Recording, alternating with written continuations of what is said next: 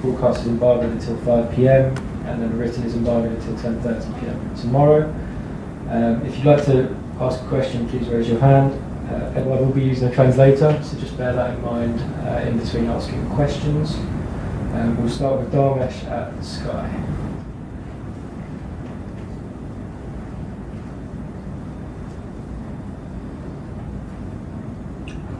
Hello, Edouard. My first question is, if someone had told you 6 years ago that you'd be the number one goalkeeper at Chelsea, what do you think you would have said to them then? Si quelqu'un t'avait dit il y a 6 ans que tu serais le numéro 1 à Chelsea, qu'est-ce que tu aurais dit? Bonjour. Si quelqu'un m'avait dit ça il y a 6 ans, pendant que j'étais au chômage, je pense que je l'aurais même pas regardé et écouté. I think if someone had said that to me 6 years ago when I didn't have a club, I wouldn't have even bothered looking or listening to them. Can you just give us an idea how bad it got for you 6 years ago when you were without a club? How close were you to quitting the game, and what would you have done had you left football? Tu peux donner une idée des circonstances il y a 6 ans. En quelle mesure c'était difficile, si tu étais prêt de tout jeter et ouais, laisser le foot? Oui, c'était très difficile parce que il y avait la colère de s'être retrouvé sans club à cause de mon ancien agent. Il y avait aussi la déception de ne pas pouvoir jouer le week-end, de ne pas faire ce qu'on aime, parce qu'on joue au foot pour la compétition. Et quand il n'y a pas de compétition, c'est compliqué pour un footballeur. Alors pendant 1 an, c'était vraiment très très long. Mais voilà, j'ai pu compter sur ma famille, parce qu'il y a des fois où voilà, c'est plus dur et on pense à arrêter, mais la famille aide beaucoup dans ces moments-là, et c'est ce qui m'a permis de continuer et d'être là aujourd'hui. Yes, it was really very difficult because on the one hand you have the anger of finding yourself without a club because of the agent who I was with, but then there's also that disappointment of not being able to play at the weekend, not being able to do what I love, not being able to compete, and that's really hard for a footballer. And a year, of course, is a very long time for a footballer too. But fortunately, I could always count on my family, and there were times when it was really difficult, but my family could help me through that and to bounce back and to continue to get where I am today. Edouard, your rise just now is bad news for one of your teammates in Kepa. Can you describe what your relationship is like with him, and do you sympathise with Kepa just now, given the position he finds himself in? Peux-tu décrire un peu ta relation avec Kepa, et aussi est-ce que tu empathises un peu avec lui, la situation qu'il vit en ce moment d'avoir perdu le numéro 1? Oui, j'ai une bonne relation avec Kepa. Je pense que dans le groupe on est tous des gardiens ouverts qui ont compris que le plus important c'était d'aider l'équipe. Le plus important c'était d'être là pour le groupe. Donc nos relations elles sont bonnes. On a des bonnes relations de travail. On se pousse à l'entraînement. Chacun donne le meilleur de lui-même pour continuer à progresser. Et on avance comme ça. On sait que voilà, quand on est gardien de but, c'est important d'être soudé, peu importe qui joue. Donc on l'a compris et ça se passe bien. I have a very good relationship with Kepa. I think the group of goalkeepers we have, we're all very open, and all of us understand that the team is the most important thing here, and doing what's right for the group. So our relationships are all really good. We work well together, and we're pushing each other every day to improve ourselves and to improve each other. And we know as goalkeepers that we have to stay unified and united, and that's how things are going at the moment. Okay, go to Victor, BeanymanSports Africa.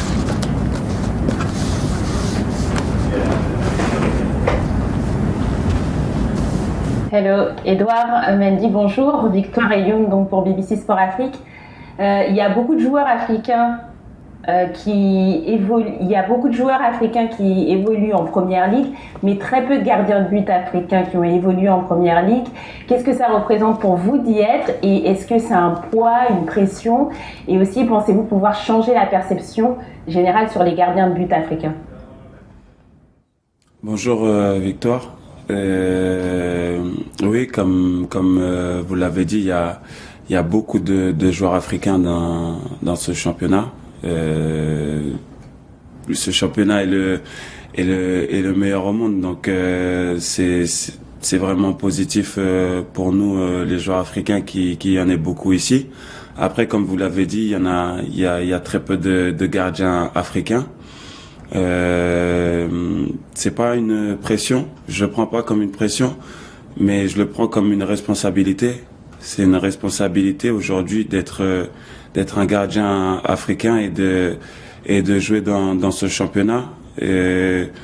C'est à moi de montrer que aussi on peut performer ici.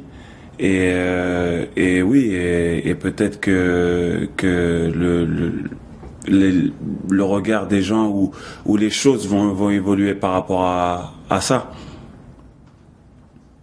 We'll just allow translation into English for the other media.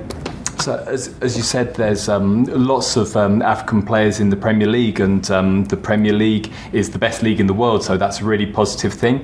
But also, like you say, there are only few African goalkeepers. Whether I feel a particular pressure about that, not really. It's a source of pride for me to be an African goalkeeper in the Premier League, and it's up to me to show that as an African goalkeeper I can really perform at this level and perhaps change people's mentalities of these things. Next up, Nick Buell. Yeah. Hi Edouard, thanks for your time. I was just wondering how much influence Petr Cech had on you joining Chelsea.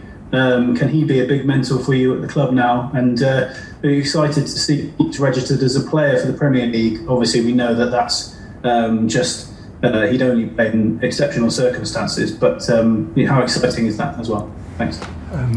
Tu peux parler un peu sur le rôle de Petr Cech dans ton arrivée ici en Angleterre et deuxièmement est-ce que tu as hâte maintenant d'être enregistré comme un joueur de Premier League et de jouer cette saison? Oui, par rapport à Peter, je sais que qu'il observait beaucoup de mes matchs depuis quelques années maintenant. Donc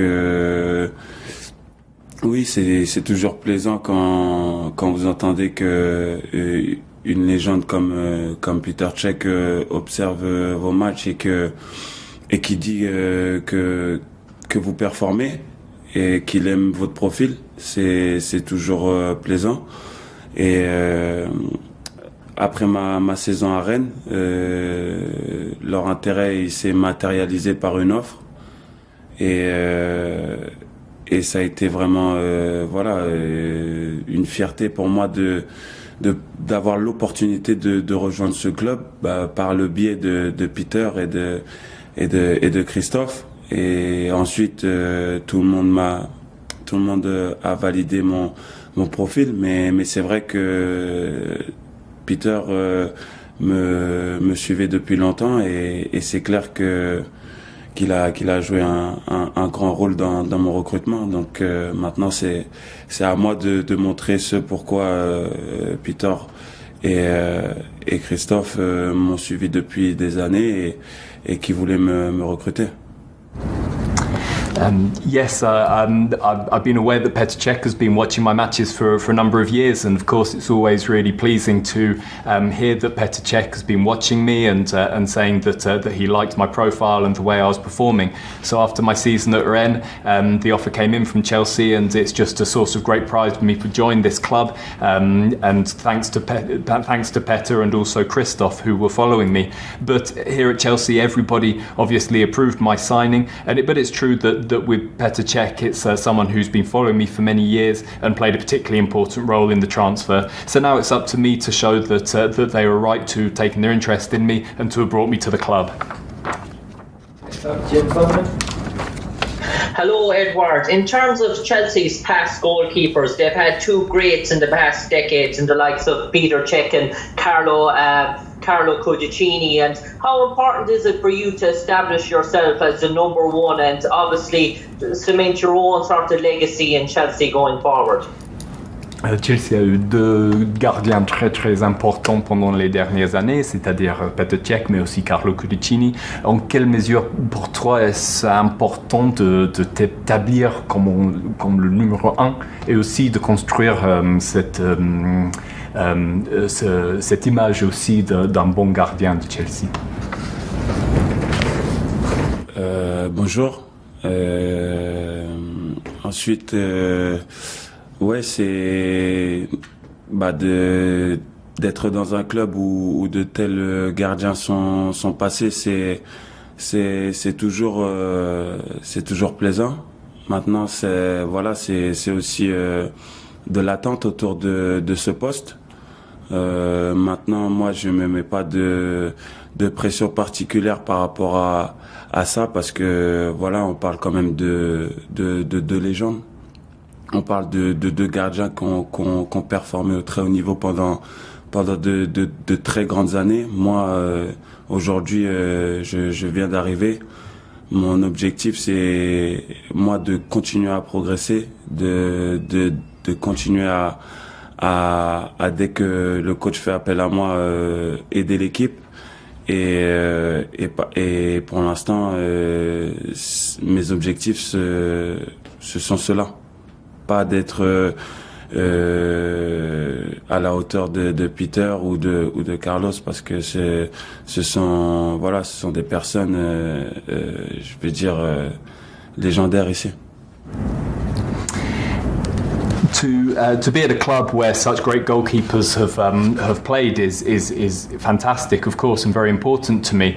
And I'm aware of the expectations that surround the goalkeeping position at Chelsea. But I'm not going to put any pressure on myself and compare myself to them because they're both legends here. They played at an incredibly high level for many, many years. I've only just arrived here, so my aim right now is to carry on progressing. And when the coach asks of me to make sure that I'm there for the team and helping to their success.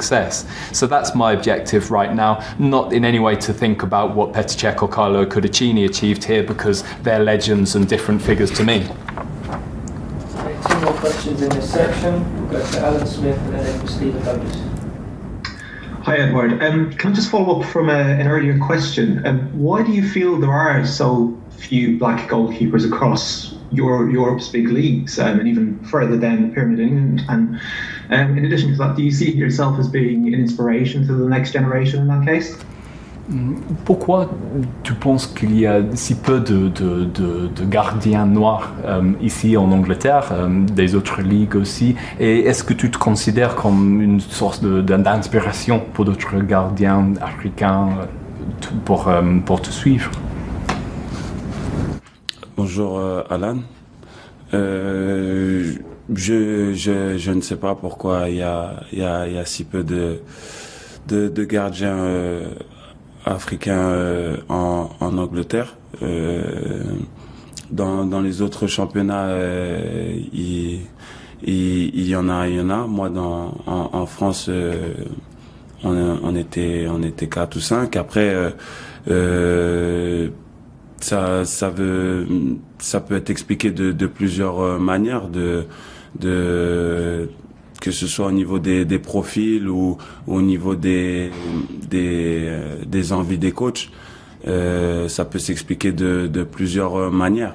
Maintenant, c'est vrai que aujourd'hui, je suis le seul, je pense. Donc, oui, comme je l'ai dit tout à l'heure, c'est une responsabilité. Parce que voilà, il y aura de l'attente autour de moi et c'est à moi de continuer à faire ce que je fais à l'entraînement et en match pour que d'autres gardiens aient cette possibilité aussi plus tard. Yes, I can't tell you why there are so few African goalkeepers in England. When you look at other leagues, there are more playing around Europe. In France, there are 4 or 5 at least.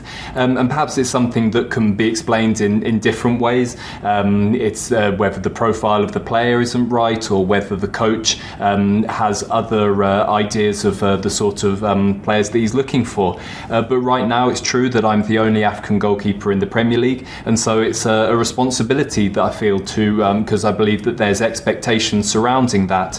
I just need to make sure that I carry on working hard, doing my best in training and in matches, so that other goalkeepers can follow me into this league and have that opportunity.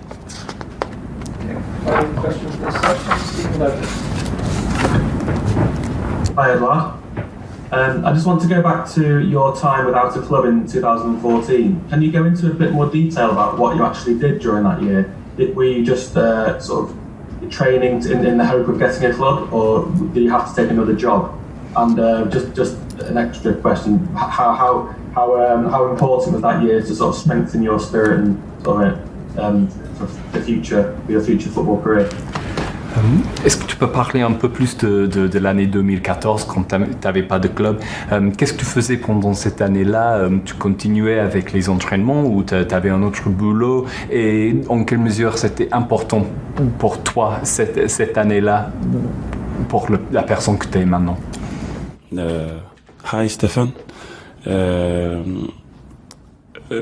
Cette année-là, j'ai eu une fois que j'ai eu le message de mon ancien agent, je suis retourné dans mon club formateur, le Havre Athletic Club.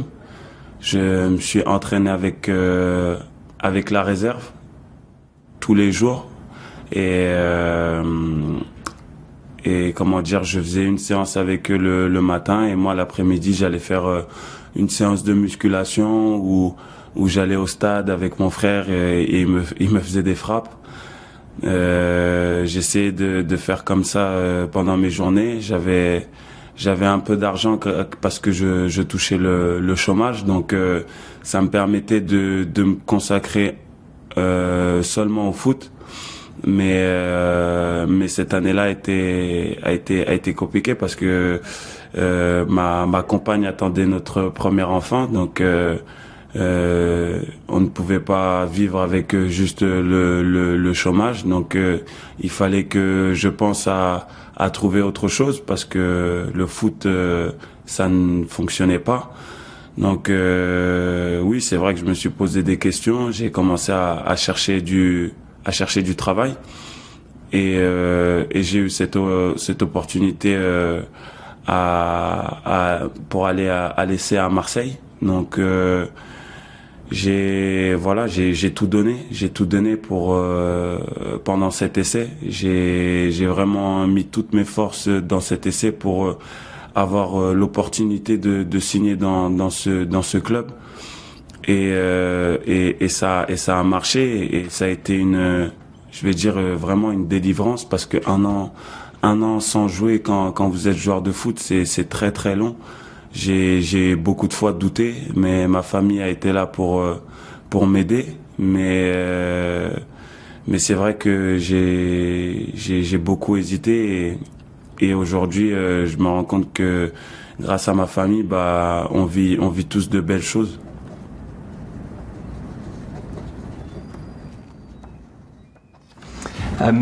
So back then, when I got the message from my agent at the time, I started immediately to go back to the club where I trained when I was young, Le Havre Athletic Club, and I was training with the reserves there every morning. In the afternoons, I'd go to the gym, or I'd go with my brother to the pitch to practice shot stopping. I had the unemployment support at that time, so I could dedicate myself totally to football, but it was incredibly difficult, and also my partner was expecting our first baby, and so the unemployment support wasn't going to be enough for us. We needed something else, and so I did start looking for other work. But then I had the opportunity to go to Marseille, and I was given a trial there, and when I went down there, it was a case of just giving my absolute everything to get the opportunity to join that club. Unfortunately, fortunately for me, it worked. And when it did, it was like a complete release for me, because 1 year to go without football is an incredibly long time, and I had many, many doubts during that time. But as I said, it was really thanks to my family who helped so much during those moments to keep me strong. But I did genuinely have my doubts about whether I would carry on. But I look at it now and say that it's thanks to those moments that I am where I am today, and my family is also able to benefit from where I've got to with football. Okay, thank you. We'll end that section here and move on to the written section now.